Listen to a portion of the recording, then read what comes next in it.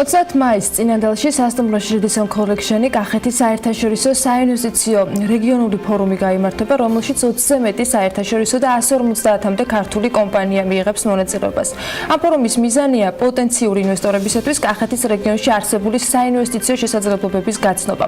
ღონისძიების ფარგლებში კი განხილული იქნება საქართველოს ეკონომიკის კონკურენტუნარიანობა რეგიონალურ და გლობალურ დონეზე. ამასთანავე ფორუმის მონაწილეები საგარეო ვაჭრობის განვითარების და პირდაპირ უცხოური ინვესტიციების მოზიდვის გზებზე იმსჯელებენ.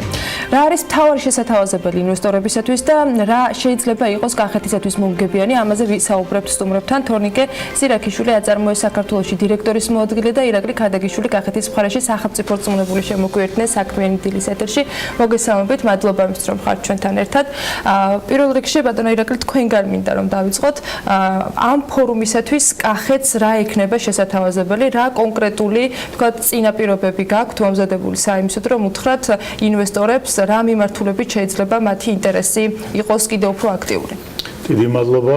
მოგეხსენებათ, რომ კახეთი არის ერთ-ერთი სწრაფად მზარდი ეკონომიკური რეგიონი საქართველოსი და თქვენ იცით, რომ თვითონ საქართველოს მთავრობას აქვს გამოცხადებული დეცენტრალიზაციის მთელი პოლიტიკა მიმართულება, რაც რა თქმა უნდა თავის თავში პირველ რიგში მოიცავს სწორედ ეკონომიკური ზრდის სტიმულირებას.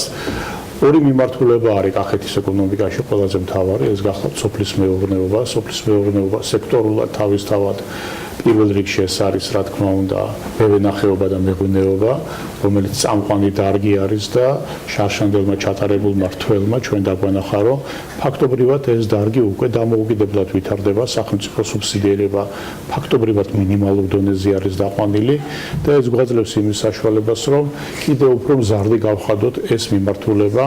ჩვენ გვაქვს პოტენციალი იმისა, რომ რეალურად გავაორმაგოთ ვენახების რაოდენობა და გამომდინარე აქედან, რა თქმა უნდა, ღვინის წარმოებაც და სხვა ასე თქვათ პროდუქტის.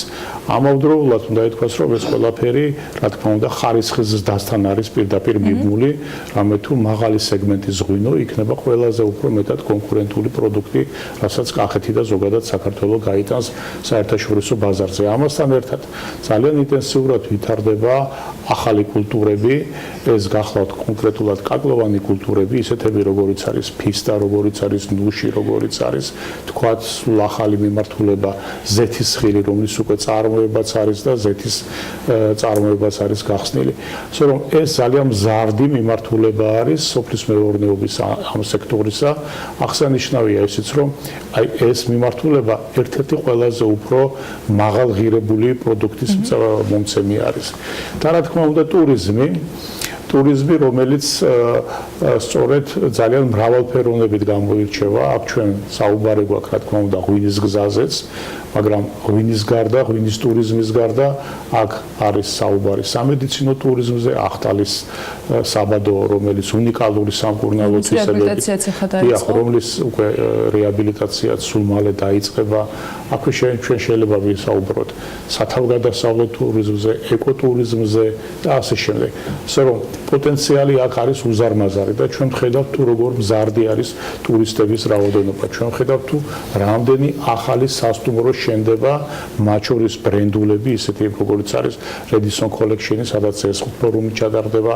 აი ახლა სულ უახლოეს პერიოდში ჰოლიდეინი გაიხსნება, კიდევ რიგში დგას, რო ითქვიან, როგორც ბრენდული, ისევე სხვა საინტერესო სასტუმროები და სხვა საინტერესო შატოები. ამასთან ერთად აი ხა თქვენ წინა სიუჟეტს რო უყურებდით, ჩვენ შეგვიძლია რომ მივახციოთ გარკვეულ წარმატებებს ამ მიმართულებით. არავის არ ჯეროდა თქვათ, რომ ლოპოტას ადგილზე ესეთი მშვენიერი, ძალიან კომპლექსური დასასვენებელი კომპლექსი შეიქმნებოდა. დღეს მინდა გითხრათ, რომ ძალიან დიდი ინტერესი არის, კონკრეტული ინტერესი არის ინვესტორების მხრიდან, რომ კახეთი საკმაოდ დიდი არის. თქვენ მაინც ტრადიციულ მიმართულებებზე საუბრობთ. ხა ღვინო გასაგები არის კახეთისათვის ერთ-ერთი ყველაზე მნიშვნელოვანი და დამახასიათებელია ვენახის კულტურა, ნუ ბევრ ათასწლეულს ითვლის და მეორე ტურიზმი, რომელიც ცხადი არის რომ ამ წლების განმავლობაში აჩვენებს რომ ბევრი მიმართულებით განვითარდა. უშუალოდ თუ გაქვთ მაგალითად მომზადებული ისეთი გეგმა, რომელიც იგივე სოფლების, რაიონების მიხედვით შესთავაზებს ინვესტორს, რომ აი ამ ადგილას, აი ამ გარემოებების გამო შესაძლებელი არის დამატებითი კომპლექსის გაკეთება. აქ არსებობს პოტენციალი. აი რა ვთქვათ, რუქა გაქვთ საიმისოდ, რომ ინვესტორებს უშუალოდ ვთქვათ აჩვენოთ პოტენციურად მომგებიანი ვთქვათ ბიზნესების ადგილები. რა თქმა უნდა, გვაქვს ეს შესაძლებლობებიც და რა თქმა უნდა კონკრეტულად იქნება ნაჩვენები მათ შორის ტურიზმის განვითარებისთვის ყველაზე საინტერესო ადგილები. თუ ჩვენ საშუალება გვაქვს, მე შემიძლია დაწვრილებითაც ჩამოთვალო ყველა ეს მიმართულებით და ბევრი სიახლე იყო. ერთს ვიტყვი, რომ ტურიზმის განვითარება სჭირდება ჩვენის ღრმა წმენდით შესაბამისი ინფრასტრუქტურის განვითარება, არა მარტო სასტუმრო ინფრასტრუქტურაზე მაქვს, აქ სატრანსპორტო საშუალებებზეც არის საუბარი და ჩვენ ეკონომიკის სამინისტროსთან ერთად გვაქვს დამუშავებული კონკრეტული პროექტი და ვფიქრობთ, რომ თელავის აეროდრომის უკვე როგორც აეროპორტად ამუშავება იქნება ერთ-ერთი დიდი სტიმული ტურიზმის განვითარებისა. მიმინო მიიღებს კერძო ფრენებს, იყო ასეთი მიმინოს ეხლა შეუძლია კერძო ფრენების მიღება, მაგრამ ჩვენ ვფიქრობთ, რომ შესაბამისი არც თუ ისე დიდი ინვესტიციის განხორციელების შემთხვევაში აეროპორტ მიმინოს შესაძლებლობა იქნება, რომ ჩარტერული რეისებიც მიიღოს და შიდა ფრენებიც განხორციელდეს ამ აეროპორტიდან. რეგულარულ ფრენებს გულისხმობთ. არც ისე დიდი ინვესტიცია ახსენდა, თანხაც დათვლილი გაქვთ? იმისათვის, რომ შიდა ფრენები დაიწყოს ბათუმის მიმართულებით და სხვა მიმართულებით, ინვესტიციის მაქსიმალური რაოდენობა დაახლოებით 9 მილიონი ლარი არის. და იმისათვის, რომ ჩვენ საერთაშორისო ჩარტერები მივიღოთ, ანუ ბოინგის პატარა ზომის თვითმფრინავები, ამისათვის დაახლოებით 15 მილიონი ლარის ინვესტიცია იქნება საჭირო.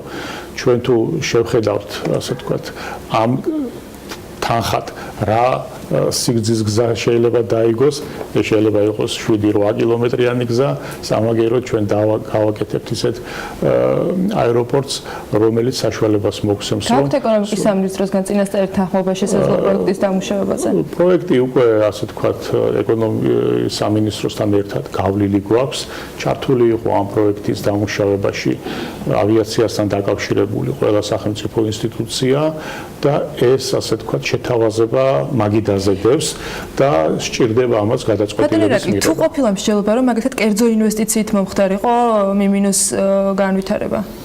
ამაზეც არის მსჯელობა, რა თქმა უნდა, აქ შეუძლია რომ კერძო ინვესტიციაც განხორციელდეს, მაგრამ ყოველ შემთხვევაში ჩვენ ვფიქრობთ, რომ თუ სახელმწიფო გააკეთებს ამას, ეს გაცილებით უფრო სწრაფად მოხდება და აუცილებლობა იმისა, რომ აეროპორტი არსებობდეს, ტურიზმის განვითარებისათვის იქნება უაღრესად დიდი სტიმული. ამასთან ერთად მე გეტყვით, რომ თვითონ ესეთი თემების წინ წამოწევა სხვა ძალიან საინტერესო მიმართულებების განვითარებას იწყებს, უწყობს ხელს მაგალითად იგივე თუშეთის მიმართულებისაკენ, თუმცა თუშეთი მოგეხსენებათ, რომ ეს არის აბსოლუტურად უნიკალური მიმართულება საქართველოს ტურიზმისათვის და კონკრეტულად კახეთში. იქ ახლა სივრცითი განვითარების მასტერპლანი თავიდან ბოლომდე სრულდება, რომელიც ჩვენ აგვარიდებს იმ საშიშროებას, რომ თუშეთში რაიმე ქაოტური განვითარება მოხდეს, ან დაზიანდეს ლანდშაფტი, არქიტექტურა, პირიქით აქ ჩადებული არის თუ ეკონომიკა, ტურიზმი, ადგილობრივი ყოფა როგორ უნდა განვითარდეს ისე, რომ ეს ავტენტურობა მაქსიმალურად შევინარჩუნოთ. თუშეთთან წვდომაში ჩვენ ძალიან დიდი პრობლემა გვაქვს ის ექსტრემალური გზა და აქედან გამომდინარე ბოლო დროს სტიქიამ ძალიან სერიოზული მიმდინარეობს აღდგენითი სამუშაოები, იმიტომ იქ არის ძალიან რთული საინჟინრო გადაწყვეტილებები ახლა მისაღები, იმდენად დიდი იყო სტიქია და არის ძალიან საინტერესო შემოთავაზება საბაგირო გზის მშენებლობისა, კერძო ინვესტიცია არის ესეც, ძალიან კონკრეტულად, რა თქმა უნდა, და ძალიან კონკრეტული მუშაობა მიდის ამ კომპანიის მხრიდან, უკვე ასე ვთქვათ, მარშრუტი დანახული არის. მოდით ჯერ ასე ვთქვათ გარკვეული მოსამზადებელი სამუშაო თვითონ ამ კომპანიას. და რა პერიოდს უყურებს შესრულების ნაწილში, რამდენ ხანს შეიძლება? მე ვფიქრობ, რომ თვითონ მშენებლობა არ იქნება ძალიან ხანგრძლივი, ალბათ ერთი წლის განმავლობაში შესაძლებელი იქნება. წლის ტურისტულ სეზონს შეიძლება შეხვდეს უკვე? არ მინდა ასე ვთქვათ პროგნოზები გავაკეთო ჯერჯერობით, ახლა აი კომპანია წასული არის იტალიაში, ხვდება იმ კომპანიას, რომელმაც უნდა ეს საბაგირო გზის მშენებლობა და ტექნოლოგიური აღჭურვა მოახდინოს და საინტერესოა რა კონკრეტული პროექტით დაბრუნდებიან იქიდან. რა ადგილებზე იქნება ამ საბაგიროს თავი და ბოლო ის მაინც თავი და ბოლო ჩვენ გეგმავთ რომ იყოს სადღაც აბანოდან ესე ქვია იმ ლოკაციას, როდესაც ძალიან ვიწრო ტყიანი ხეობა სრულდება და უკვე სივრცითი საშუალება ძალიან დიდი არის და იქიდან ყველაზე რთული მონაკვეთიც იწყება ამავდროულად, გადადის ეს უღელტეხილზე და უკვე არმისული ომალომდე გარკვეულ ლოკაციაზე მოხდება. აუცილებლად ტურისტულ ნაწილში ბევრი გვაქვს ახლა და ერთ მესამე მიმართულებას დავამატებ, რომელიც აგრეთვე ცალკე პანელად არის ამ ფორუმზე გამოტანილი, ეს არის ალტერნატიული ენერგიების წყარო. აქ ჩვენ მზის ენერგიაზე გვაქვს საუბარი.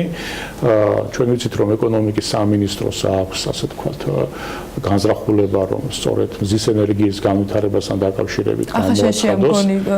პანელების ახაშენში არის ახაშენი ვაინ რესორტი, რომელიც აღჭურვილი არის მზის პანელებით და ენერგო ასე თქვათ მოხმარების 75% სწორედ მზის ენერგიას გამოიყენებს. აქ საუბარი არის არა მარტო ერთ ლოკალურ თქვათ და რაც ძალიან მნიშვნელოვანია, არამედ საუბარი არის რომ აშენდეს მზის ელექტროსადგური კახეთში, იმიტომ იქ არის გარკვეული რაიონები, სადაც ძალიან დიდი არის წლის განმავლობაში ფაქტობრივად 300 დღეზე მეტი მზიანი ამინდი გვაქვს.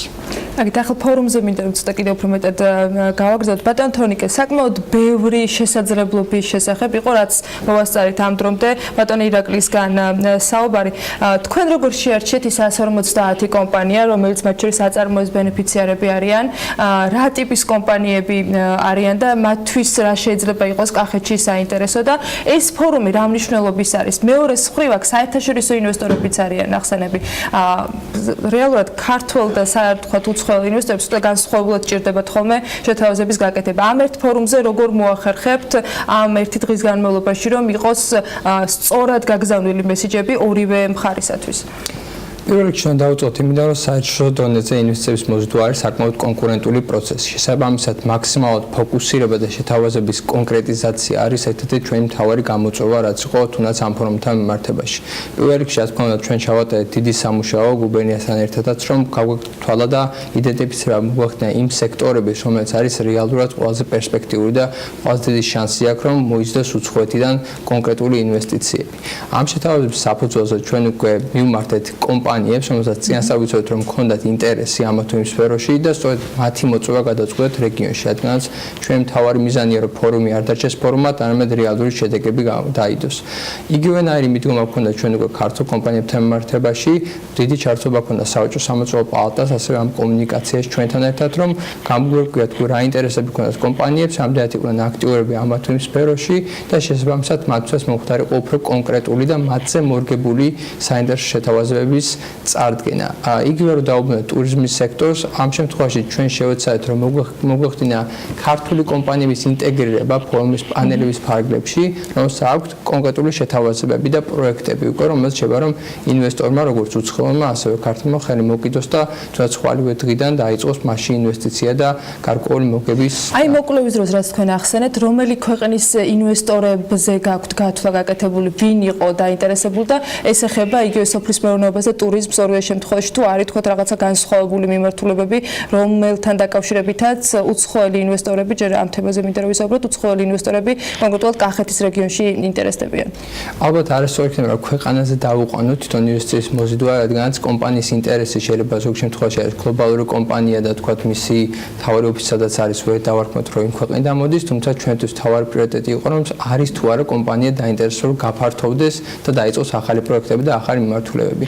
შესაბამისად, მთლიანად ჩვენი ინვესტიციების მოზიდვის გუნდი სწორედ ამ მეთოდზე გადავიდა. ჩვენ აღარ უყურებთ უკვე მარტო ქვეყანას, ჩვენ უყურებთ უკვე კონკრეტულ კომპანიებს, სწავლობთ მათ ინტერესებს, სწავლობთ აპირებენ თუ არა ისინი გაფართოვებას და შემდეგ მიმართავთ მათ იმ იდეით, რომ მოდით საქართველოს. არის თუ არა ამ ინტერესში გამოხატული ისეთი თემა, რომელსაც ფიქრობთ, რომ აი შემდეგი ფორუმისათვის კახეთი უკვე მზას უნდა ახვედრებდეს და ამ კომუნიკაციისას ძირითადად რა მოთხოვნები უჩნდებათ ხოლმე ინვესტორებს, რა უნდათ რომ მზად დახვდეთ, ვიდრე ისინი კონკრეტულ გეგმებს დაუკავშირებენ ამ თუ იმ რეგიონს. ეს არის მუდმივი პროცესი, მე ვიტყოდი, არის ორი მხარე, რაც უნდა წარმოაჩინოთ. ერთი არის დობის შექმნა ინვესტორისთვის, რომ საქართველოს არის ნამდვილად ის კლიმატი, ის გარემო და ის საიმედო საინვესტიციო ადგილი, რომელსაც ჩვენ გაგვაჩინათ ეს პირობები. ამისთვის ჩვენ რა თქმა უნდა საკმაოდ მაღალ დონეზე ავუყვანეთ ფორუმი და იქნება ჩართულობა სახელმწიფოს მხრიდან, რომ ეს გარანტიები იყოს დაცული ინვესტორებისთვის. მეორე მხრიდან, როგორც ვისაუბრეთ, კონკრეტული პროდუქტები და კონკრეტული შეთავაზებები არის ძალიან მნიშვნელოვანი ინვესტორისთვის. რაც უფრო დახვეწილია და მაქსიმალურ ინფორმაციას მივაწვით ადგილის, საინვესტიციო მოცულობის, კონკრეტული შეთავაზების და უკუგების შესახებ, რა თქმა უნდა, უფრო მარტივია რომ ინვესტორმა მიიღოს ეს გადაწყვეტილება. ამიტომაც თქვათ ამ ფორუმზე არის უკვე რაღაც შეთავაზებები, თუმცა ეს უნდა იყოს პერმანენტული პროცესი, როცა ჩვენ ახალ შეთავაზებებს ვქნით, ვადგენთ მისგან საინვესტიციო შეთავაზებას და წავდგენთ ამას პოტენციური ინვესტორს. გაქვთ თუ არა მაგალითად ისეთი პაკეტი მომზადებული, რომელიც საპრივატიზებო ნუსხასთან ერთად, რომელიც კახეთის კონკრეტულად კახეთის რეგიონს თქვათ მოიცავს, კიდევ დამატებით რაღაცა სხვა შეთავაზებებს აერთიანებს ინვესტორისათვის. არის ესეთი თქვათ სია ან კონკრეტული პაკეტები ინვესტორებისთვის, რომლებიც საშუალო ან უფრო მსხვილი ინვესტიციის შემთხვევაში მათთვის იქნება ასარჩევი, რომ აი რომელი მიმართულებით შეიძლება რომ ისინი საკუთარ ბიზნესს აფართოებდნენ კონკრეტულად საქართველოში და კახეთში.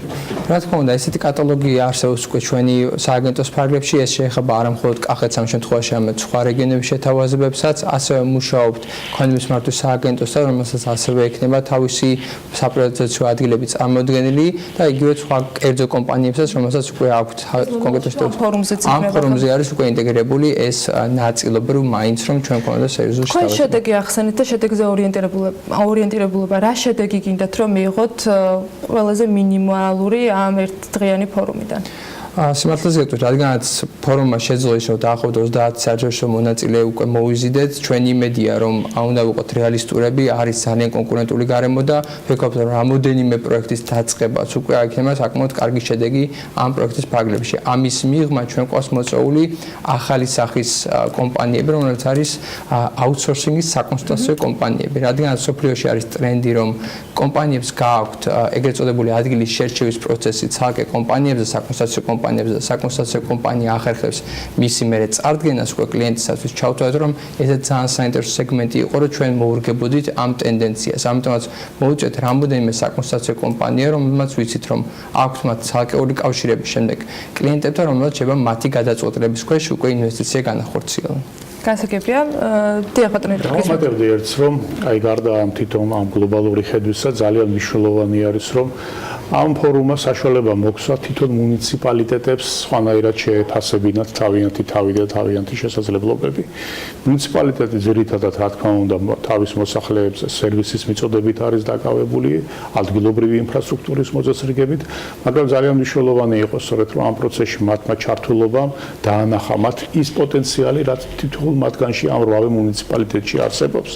ამიტომ ჩვენთვის ესეც ძალიან მნიშვნელოვანი არის მუნიციპალიტეტის ესე თქვა თვითშეფასების ზრდა, მათი ხედვების და მათი არეალის გაფართოება თუ რა შეიძლება კიდე გაკეთდეს მათ მუნიციპალიტეტში მათვე მიერვე დანახული და შეთავაზებული ეკონომიკის ზრდისთვის. რამდენად აქვს ადგილობრივ მთავრობას თქვენ დეცენტრალიზაციაც ახსენეთ და კონკრეტული პაკეტები, რომელსაც ეკონომიკის სამსახური ცენტრალური მთავრობა ადგენს მაინც, მაგრამ რამდენად აქვს ადგილობრივ მთავრობას მზა შეთავაზება, აი ნებისმიერ თქვათ რაიონში ჩასვლის შემთხვევაში დაინტერესებული ინვესტორისა, რომ უთხრას, რომ აი ეს გვაქვს საპრივატიზაციო ნუსხაში, ეს შეიძლება გაკეთდეს, ამის საჭიროება დგას, ეს პოტენციალი არსებობს. რამდენად არის რეგიონში სწორედ ადგილობრივი მთავრობები მომზადებული იმისათვის, რომ ინვესტორებთან კონდეთ უშუალოდ კონკრეტული წინადადებები გამზადებული შესათავაზებლად. მოგახსენებთ იმას, რომ სწორედ ამაშია საქმე, რომ ჩვენთან ქონების დიდ ნაწილს ფლობს სწორედ სახელმწიფო არის მისი განკარგავი, მაგრამ ადამიანები მოდიან სწორედ ადგილებზე და ადგილზე ნახულობენ, ადგილზე ეძებენ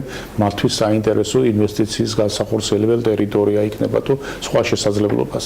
ამიტომ თვითონ აი ამ კავშირის და ხედვის და აი ამ პროცესის ჩამოყალიბება იქნება ამ ფორუმის ერთ-ერთი სწორედ ძალიან მნიშვნელოვანი ნაწილი, რომ უფრო კონკრეტულად და უფრო მეტად იქნას ადგილებიდან წამოსული ინიციატივა გათვალისწინებული სახელმწიფოს მიერ და ინვესტიციის მოზიდვის პროცესში, საინვესტიციო წინადადების ჩამოყალიბების პროცესში ძალიან აქტუალური იყო სწორედ ადგილობრივი ხელისუფლების, მათ შორის რეგიონალური წარმომადგენლობის ჩართულობა. აი ამ ფორუმმა უნდა განაპირობოს ეს. იმიტომ რომ პრაქტიკა გვიჩვენებს, რომ დიდი ინვესტორი იწყებს რა თქმა უნდა ცენტრალური ხელისუფლებიდან, მაგრამ ძალიან ბევრი არის საშუალო ზომის ინვესტორი, რომელიც ადგილიდან იწყებს ძიებას თუ სად რა შესაძლებლობები არის და ჩვენ თითქმის შეიძლება ითქვას, რომ ყოველკვირეული გვაქვს შეხვედრები ინვესტორებთან, რომელსაც სხვადასხვა ესეთი პროექტების განხორციელება უნდა. როცა ვლაპარაკობდით, თქვათ იგივე შესაძლო აი ამ ვარიანტზე საბაგირო მიმოსვლისა, ეს ადგილზე დაიბადა ეს იდეა, ადგილზე იქნა ასე ვთქვათ პირველი ნაბიჯები გადადგმული და რა თქმა უნდა მერე ხელისუფლებასთან ერთად მოხდება ამ პროექტის რეალიზაცია. მე ვიმეორებ, რომ პოტენციალი არის უზარმაზარი. თვითონ ქართველი ინვესტორები, ქართველი ბიზნესმენები არიან ერთ-ერთი ყველაზე მთავარი კონტრიბუტორები აი ამ საინვესტიციო ფონდზე, რომელიც დღეს არის შექმნილი კახეთში. და ეს ფორუმი რომელსაც თვითონ პრემიერ-მინისტრი გახსნის და პრემიერ-მინისტრი იქნება ასე ვთქვათ და სხვა მთავრობის წევრები, არ არის მხოლოდ კახეთის ფორუმი, იმიტომ რომ ამ ფორუმს ჰქვია მეტი ინვესტიცია საქართველოს რეგიონებს. ეს უნდა გადავიდეს საქართველოს სხვა რეგიონებში, იმიტომ რომ ყველა რეგიონს თავისი უნიკალური საინვესტიციო პოტენციალი აქვს. მე წარმატებას გისურვებ და იმ მიზნების მიღწევას, მათ შორის ამ ფორუმის დახმარებით, რომელიც აქ იყო დასახელებული. ძალიან დიდი მადლობა იმისთვის, რომ იყავით ჩვენთან ერთად. თორინკე ზირაქიშვილს აწარმოეს საქართველოს დირექტორის მოადგილეს და ირაკლი ქადაგიშვილს კახეთის მხარში სახელმწიფო რწმუნებულს მასპინძლობით საქმე ინტერესებში.